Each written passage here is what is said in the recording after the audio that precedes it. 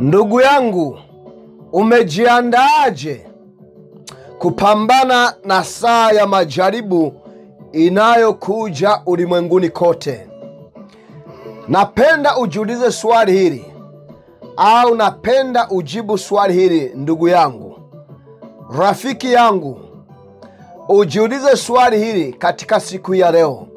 Je, umejiandaa vya kutosha kwa saa ya majaribu inayokuja ulimwenguni? Watu wengi siku hizi wamekaa kana kwamba walishafika. Watu wengi wamekaa hapa duniani kama hapa ndipo nyumbani kwao. Wanasahau mipango na mikakati ambayo yule mwovu shetani yuko anaendesha hapa duniani. Pendwa, tuko katika wakati mgumu sana, na hizi ni siku za mwisho. Najua wazi kwamba watu wengi hampendi kusikia ujumbe wa namna hii, lakini tumpendwa, nikutahadharishe au nikwambie wazi kwamba ni muda wa kuwa macho sana. Ni wakati wa kumkaribia Yesu kuliko wakati wowote. Maana kama wewe haufahamu kwamba saa yaja ya majaribu katika ulimwengu mzima, na sijui ni wangapi ambao watasimama imara na kuhakikisha kwamba hawataanguka au kumfuata huyu mpinga Kristo.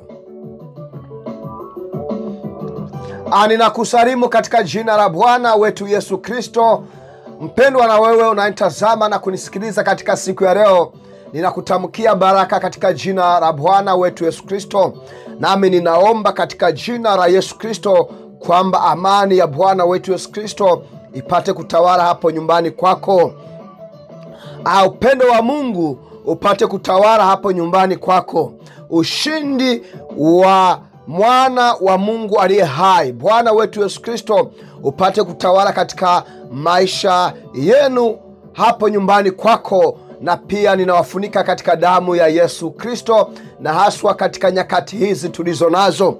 Ni nyakati ngumu sana, japo watu wengi hawaoni wala hawaamini. Bado wanadhani, bado wanaamini, wanafikiri au wanafikiria kwamba bado tuna siku nyingi. Mpendwa, mimi siji hapa kukwambia kwamba dunia inaisha kesho au kesho kutwa.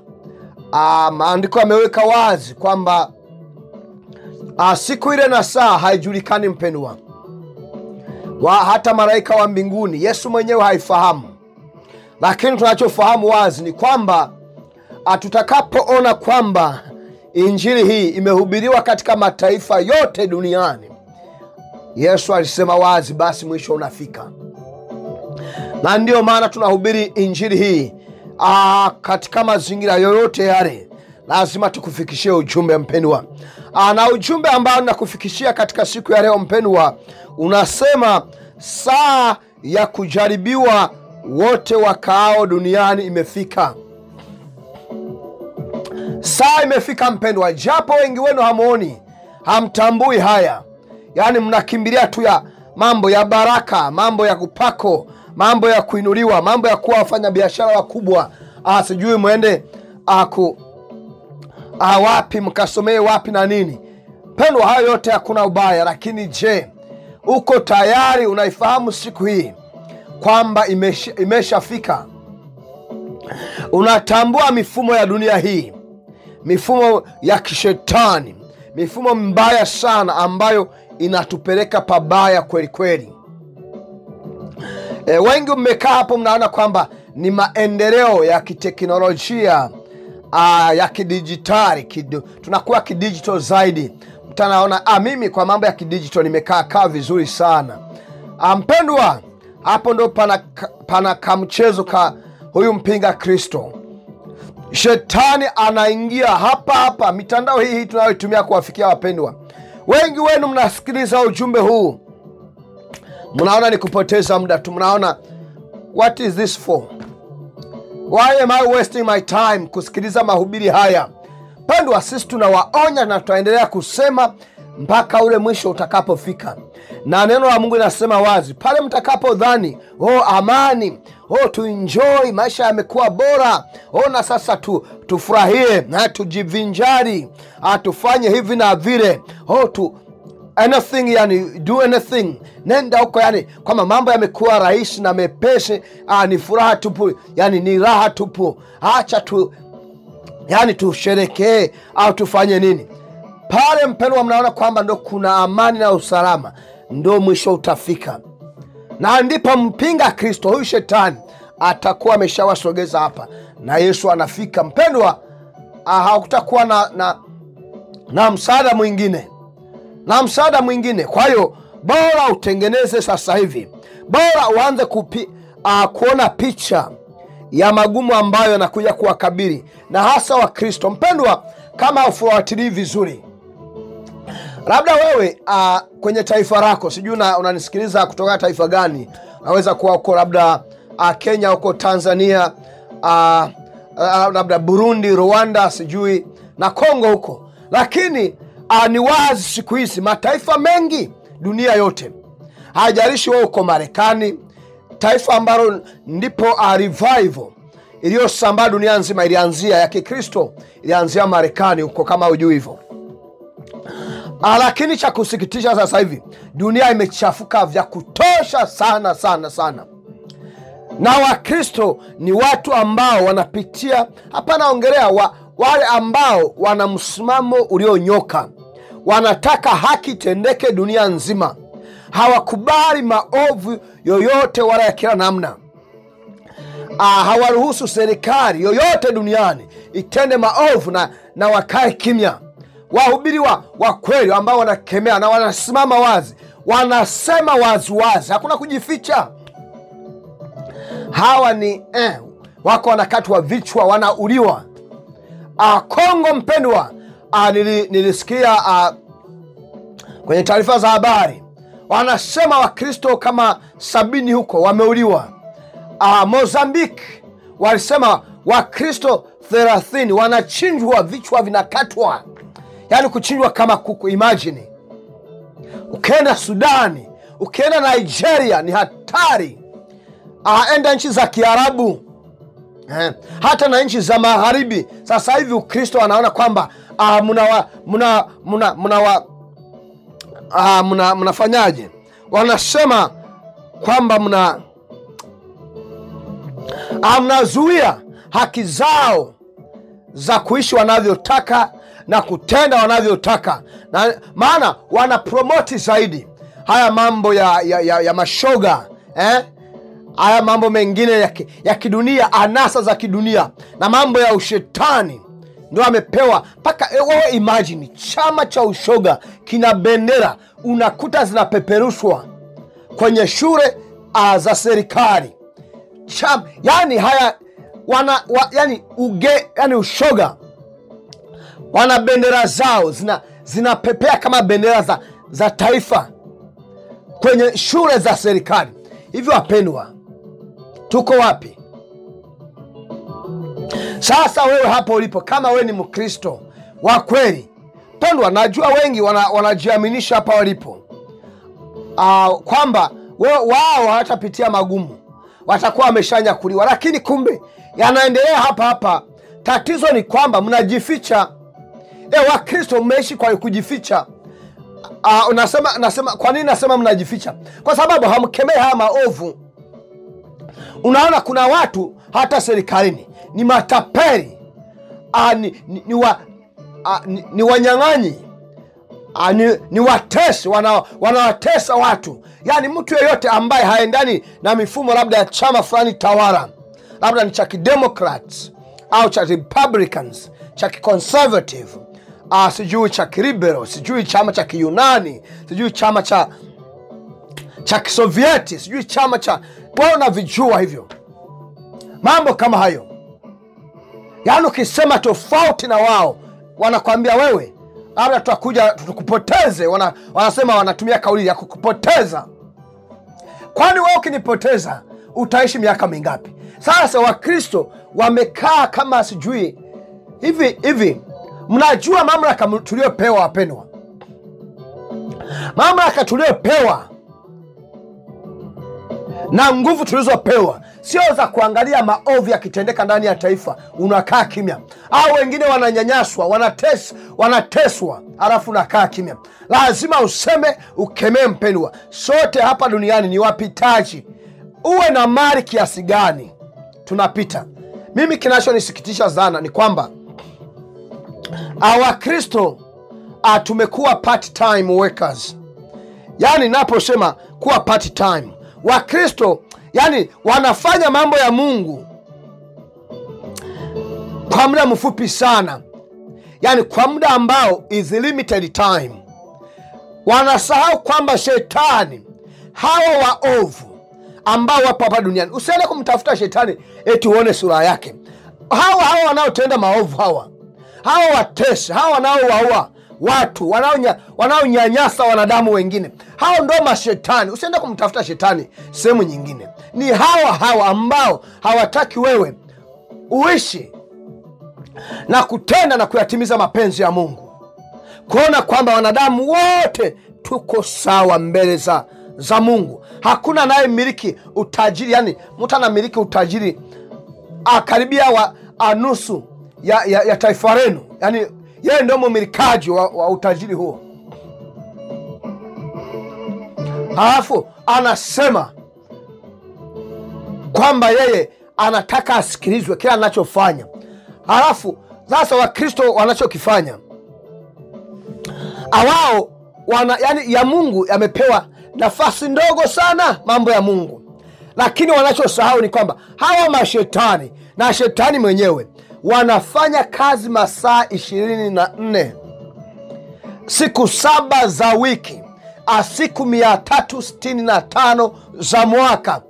Shetani yeye anafanya kazi 24/7, 365 days. Hii ndio kanuni ya shetani katika kufanya kazi. Kwa nini? Kwa sababu anajua wazi alichonacho ni muda mfupi sana.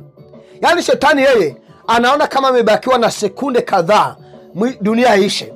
Lakini Wakristo mnakaa hapo mnakodoa macho, mnasema tuna miaka 1000 mbeleni. Na mimi sisemi kwamba imebakia siku 5 au ngapi, hapana. Lakini kila opportunity ulionayo, pendwa, kila nafasi ulionayo katika maisha haya, ichukulie kama ndio mwisho wako. Kwa hiyo tenda mema, tenda mazuri hapa duniani, mpaka shetani mwenyewe aseme, yani sina hata la kukushutumu mpendwa. I have nothing to accuse you against. I have nothing to speak about you when it comes to evil things.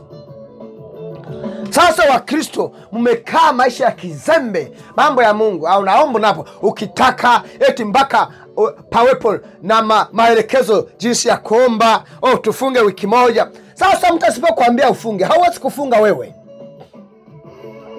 Eti mpaka mchungaji atoe mwelekezo, directions za tufunge wiki moja, mfungo wa Danieli, mfungo huu. Na wewe je? Shetani kanuni yake ni kufanya kazi masaa 24, siku 7 za wiki, na siku 365 if you like. Na wewe tumekodo. Ndio maana shetani yani anawagaragaza, anafanya anavyotaka, anapitia tu ovyo, atumie manabii wa pako nini na nini. Sasa mpendwa, anasema ujumbe wa leo unaongelea saa ya kuwajaribu wote wakaao duniani imefika. Sasa wewe kama ni mkaaji hapa duniani, mpendwa, akizuri chako jambo la kufanya, wewe tu uwe tayari. Acheni huku kudekadeka hovyo, kukaa kwa kizembe. Ulishaona Wakristo, yani yeye anaona asipokuwa wa dini, yani kama yeye hana kanisa anapoenda, anaona kwamba hawezi kuomba. Akifukuzwa ndani ya dini, anaona kwamba amepoteza vyote. Wapendwa, mimi nawaambieni siku ya leo, lazima mtakufa vibaya. Trust me. Mimi nakwambia ukweli huu. Yani wewe kama umekaa hapo na kodoa macho, kuomba mpaka lazima, yani mimi kuwa Mkristo lazima niwe mtu wa dini wa dhehebu fulani au niwe na kanisa. Aliyekudanganya ni nani? Mbona dini hizo wametengeneza wanadamu? Na ndio maana shetani akawadanganya akasema kwamba eti dini ni njia ya kumtafuta Mungu. Aliyekwambia Mungu anatafutwa kwenye nani? Kwenye dini ni nani? Mungu anapatikana anywhere and anytime. Yani Mungu anapatikana mahali na sehemu yoyote ile. Na ndio maana maandiko yanasema nitafuteni. Anapatikana wapendwa. Bisha hodi kwa Mungu. Sasa wewe, yani nasikia huzuni. Nina huzuni kweli na hasira nyingi. Watu mnataabika kumtafuta Yesu. Yesu yuko mahali popote, anytime utampata Yesu. Sasa wewe inakuwa kuaje mpaka siku hili unasema, yani unang'ang'ania dini, unang'ang'ania kanisa? Yani kuomba hawezi kuomba nyumbani kwako na familia yako.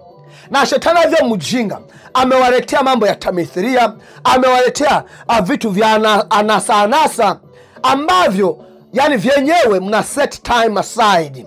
Yani mna rotate time, mnatengeneza muda wa familia yote, mnakaa mnaangalia, mnajua saa ngapi ni kipindi fulani. Kwa nini hamfanyi hivyo kuomba? Shetani atakosaje kuwavuta masikio ninyi? Atakosaje kuwavuta masikio yawe kama ya punda? Lazima wavute masikio wapendwa. Yani Mungu atusaidie, Mungu atuhurumie wapendwa.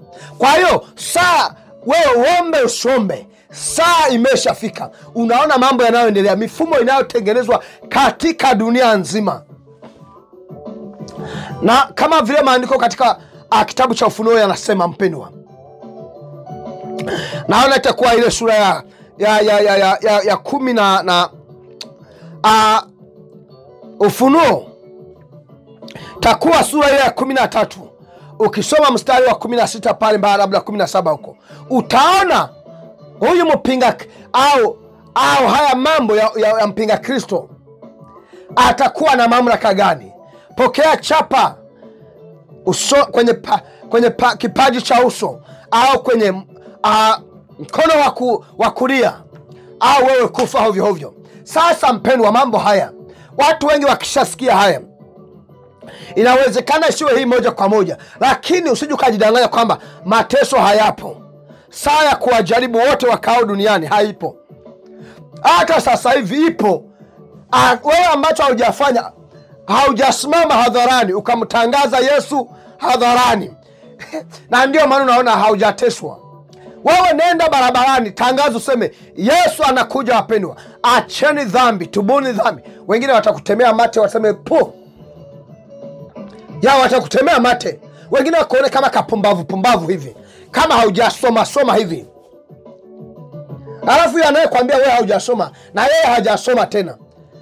Mwingine anakuambia wewe hujaelimika na yeye pia hajaelimika, lakini anajiona amepokea mitandao sana. Na hii mitandao ndio wanaitumia.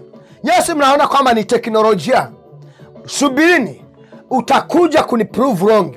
Muda sio mrefu watakapoanza kuzima simu yako, watakapoanza yani wewe wanakukontrol kama vile wewe unazozima TV yako, wanakufanyia vile. Hauwezi kununua kwa sababu wanakwambia lazima uwe na kitambulisho cha kidigitali kama unapenda useme hivyo. Kwa hiyo sasa Wakristo, kumbe tufanyeje? Maana saa hii inakuja. Sasa tukimbilie wapi wapendwa? Msaada wetu utapatikana wapi? Maana saa ipo, penda usipende mpendwa. Hapa ukisoma hapa Ufunuo hii 13 mstari wa 16 mpaka 17, anasema wazi, maandiko yameweka wazi kabisa. Sasa watu wengine wanaamini unyakuo watakuwa wameshanyakuliwa. Pendwa, mimi sijui, lakini hapa maandiko matakatifu yanasema kwamba saa ya kuwajaribu wote wakaao duniani imefika. Hapa tusome katika Ufunuo 3 mstari wa 10. Hapa maandiko matakatifu yanasema hivi, nami nasoma katika jina la Yesu Kristo. Maandiko matakatifu yanasema hivi: kwa kuwa, anarudia, maandiko matakatifu yanasema hivi: kwa kuwa umeshika amri yangu ya kuvumilia katika saburi, nitakulinda katika saa ya kujaribiwa inayokuja ulimwenguni pote, ili kuwajaribu wote wakaao duniani. Na ndio maana hapa ukisoma ile hapa 13 mpendwa, ule mstari wa 16 hapa nasema, pia alimlazimisha kila mmoja, mdogo kwa mkubwa, atajiri kwa masikini, mtu huru na mtumwa, atiwe chapa kwenye mkono wake wa kuume au kwenye kipaji chake cha uso, ili kwamba mtu yeyote asiweze kununua wala kuuza isipokuwa amekuwa na hiyo chapa, ambayo ni jina la huyo mnyama au tarakimu za jina lake, ambayo ni ile namba 66. Mpendwa, kwa hiyo anasema wazi kwamba wewe utakayevumilia. Sasa mpendwa, je, uko tayari kuvumilia? Maana anasema wale peke yao ambao watavumilia. Kuna mwingine anadhani labda akimbilie labda Afrika, kuna mwingine anadhani labda akimbilie sijui porini, lakini hapa amesema pendwa, yani uwe ni mtumwa, uwe ni mtu huru, uwe ni tajiri, uwe ni masikini, uwe umesoma, uwe haujasoma, amesema wote atalazimisha kila mmoja. Kwa hiyo ndio maana akasema mpendwa, wewe kuvumilia katika saburi, katika haya majaribu, katika haya majaribu, wewe utakayevumilia, utakayesimama, amesema wazi, akasema nitakulinda katika saa ya majaribu inayokuja ulimwenguni pote. Kwa hiyo mpendwa, ujumbe wa leo mimi nakuonya kwamba saa yaja, saa imeshafika ya kuwajaribu wote wakaao duniani. Wewe kama ni Mkristo mpendwa, acha Ukristo wa kuigizia, yani kuomba pale unapojisikia. Wakristo mimi nimeshawa wafanyia research fulani, utaona ni watu ambao ni watu ambao tuna concentrate, yani tunakimbilia kwa Mungu pale tunapoona majaribu yamekuwa mengi. Tunashindwa kufahamu kwamba inatakiwa tujue sisi ni askari, tuko vitani. Yani askari ambaye yuko vitani masaa 24 lazima uwe macho. Kuna walio kwenye doria wanaoomba, wale ambao wamesimama, silaha zao ziko tayari kumtwanga na kumpiga vizuri adui mpendwa. Yani wewe unakaa na silaha au fumbi macho hivi, lazima uwe macho, unakuwa yani tongo macho mpendwa, yani macho huko, yani uko tayari. Adui yupo hayupo, wewe unajua. Anytime akija nafyatua, anytime akija nafyatua. Na wewe kwa maombi, damu ya Yesu Kristo, saa imefika, damu ya Yesu Kristo unaomba. Wapendwa, sisi sio wa kuogopa. Kama wewe ni Mkristo unaanza kuogopa kwa sababu ya majaribu haya ambayo yamesema kwamba majaribu yanakuja, amesema kuwa kwa kuwa umeshika amri yangu ya kuvumilia katika saburi. Ametoa amri ya kuvumilia katika saburi, katika majaribu haya, katika mateso. Wanakuchinja, unasema hallelujah, glory to God. Bwana Yesu atukuzwe. Yesu asante, wahurumie Yesu. Ninawaombea wana wao waone njia waone kweli na waone uzima wa milele katika jina. Na wao wanakata kichwa wewe unaisha, unaenda. Maana huu mwili mpendwa is subject to death. Yani huu mwili ambao tumeuvaa, na ndio maana unajua wazi kwamba atakaporudi Yesu Kristo, yani huu mwili tuliouvaa ni mwili wa kufa. Kwa hiyo lazima huu mwili tupokee mwili mwingine ambao sio, yani mwili ambao hawezi ukafa. Ndio maana unaambiwa tutabadilishwa. Tulio hai tutabadilishwa. Wafu waliokufa katika Kristo watafufuka kwanza wakiwa na mwili mpya ambao hawezi kufa. Haleluya. Huo ndio utukufu. Yani atakaporudi Yesu Kristo, tunachokifahamu lazima tutafanana kama yeye. Na unajua alipokufa Yesu, siku ya tatu akafufuka. Hakufufuka tena na ule mwili ambao ulipigwa misumari na nini. Hapana, alifufuka na mwili ambao wanasema is a glorified body. Yani mwili wa utukufu. Kwenye ukuta unapita, unaingia, wewe ufunge mlango, unamwona Yesu yuko ndani. Haleluya! Hiyo ndio miili ambayo tutakuwa nayo mpendwa. Kwa hiyo mpendwa, usitishike. Mimi nikutie moyo kwamba haya yanakuja, yameshafika hapa duniani. Wewe unajua Wakristo wengi hatupati kazi, tunafukuzwa kazini. Wewe unadhani hauna qualification, kwamba hauna vigezo. Unaona unakataliwa kazini, unajiuliza ni nini? Ni kwa sababu haya yote ni zile mbinu za mpinga Kristo. Sasa ninyi hamuoni, alafu ndio mnakuwa mnaregea sana, mnadhoofika sana, kama hivi shetani amewatwanga na kuwapiga vya kutosha. Wapendwa, hatupigiki ndani ya Yesu Kristo. We cannot be overcome. We are more than overcomers. Yani sisi ni zaidi ya washindi. We are more than conquerors in Jesus Christ. Hallelujah. Yani sisi ni zaidi mpendwa ya haya unayoyaona. Lazima uchukue mamlaka haya. Lazima uchukue ahadi hizi ambazo ametupa Yesu Kristo. Na amesema umeshika amri yake kwamba utavumilia. Anasema kwamba nitakulinda katika saa ya majaribu inayokuja ulimwenguni pote. Amesema ulimwenguni pote, hauna sehemu ya kukimbilia. Na ndio maana kwenye Mathayo kule 24, ile sura ya 24, kuna sehemu imeandikwa mpendwa, ukisoma pale utaona kwamba anasema mtachukiwa na mataifa yote. Kwa lugha nyingine, hautakuwa na sehemu ya kukimbilia wewe. Apata kuwepo taifa lako, maana lazima taifa lako nalo litii amri ya hawa wakubwa hawa. Dunia inaendeshwa na shetani mpendwa. Usije ukajidanganya kwamba Mungu ndiye yuko tunajua wazi Mungu ana mamlaka kabisa 100%, lakini bado amemwachia huyu shetani awabanange kwanza hapa, awafanye anavyotaka, awagaragaze, afanyeje. Kwa hiyo ndio maana wewe na mimi tunachotakiwa kufanya ni kusimama imara. Tujue katika saa hiyo ya majaribu, saa hiyo ya mateso, saa hiyo ya magumu, kwamba ameahidi kwamba atatulinda pindi tutakapo ashika amri yake ya kuwa wavumilivu katika majaribu hayo. Pero niamini kwamba ujumbe huu umekutia moyo, umekuandaa vya kutosha kwamba hautaogopa kamwe yaje mateso na magumu ya namna gani, kwamba utasimama na Yesu. Pendwa, ubarikiwe sana kupokea maneno haya, na usisahau kwamba ujumbe huu mpendwa unaweza kuwasaidia watu wengi. Kwa hiyo wape watu wengi, wasambazie watu wengi, na wao waweze kusimama imara katika siku za mwisho. Mpendwa, na kubariki katika jina la Yesu Kristo. Amina.